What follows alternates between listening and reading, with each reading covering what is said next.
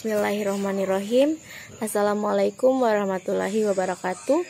Nama saya Sinta Oktavia. Saya dari kelas C, jurusan akuntansi, Prodi S1 Akuntansi, Fakultas Ekonomi, Universitas Negeri Gorontalo. Dalam video kali ini saya akan membahas sedikit tentang materi kalkulasi biaya standar dalam catatan akuntansi, di mana pada poin pertamanya itu terdapat varians biaya standar dalam perkiraan. Maksudnya itu adalah varians biaya standar dalam perkiraan itu dapat dilakukan dengan dua rencana, yaitu rencana pertama adalah rencana parsial. Apa yang dimaksud dengan rencana parsial? Rencana parsial itu perkiraan produk dalam proses itu didebet dengan biaya aktual untuk bahan, tenaga kerja, dan juga biaya overhead pabrik, dan dikreditkan dengan biaya standar pada saat produk telah selesai dan dipindahkan ke persediaan produk jadi. Yang kedua itu rencana tunggal.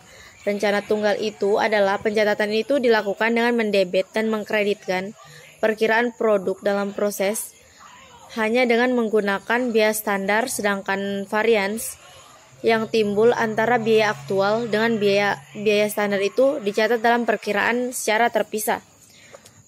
Yang kedua itu ada pada poin kedua itu ada pencatatan akuntansi biaya standar untuk bahan yang dipakai dalam perusahaan tersebut. Yang pertama itu pencatatan varians pada saat bahan diterima dan disimpan. Jadi pada saat bahan diterima atau disimpan itu dilakukanlah pencatatan pada saat terjadinya bahan diterima dan disimpan dalam perusahaan. Yang kedua itu pencatatan bahan sebesar biaya aktual dan pada saat bahan diterima, sedangkan varians harganya ditentukan pada saat bahan diminta atau bahan itu diproses. Yang ketiga itu pencatatan varians pada saat bahan diterima tetapi pembebanannya dilakukan pada saat bahan benar-benar telah dimasukkan ke dalam proses.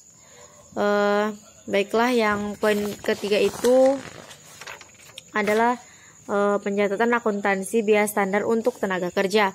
Baiklah, dalam sistem biaya standar itu biaya tenaga kerja langsung dibebankan ke produksi berdasarkan jam kerja, jam standar, dan tarif upah standar. Jadi gaji karyawan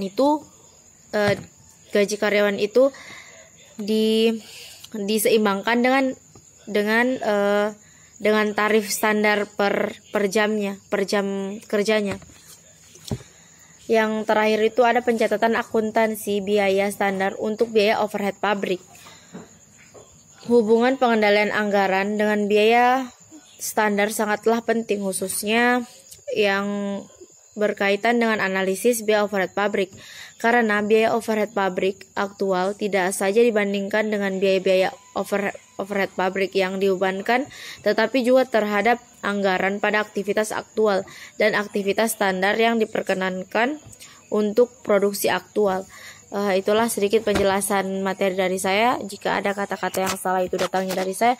Jika ada kata-kata yang benar itu datangnya dari Allah Subhanahu wa taala. Saya akhiri dengan mengucapkan bismillahirrahmanirrahim. Terima kasih. Wassalamualaikum warahmatullahi wabarakatuh.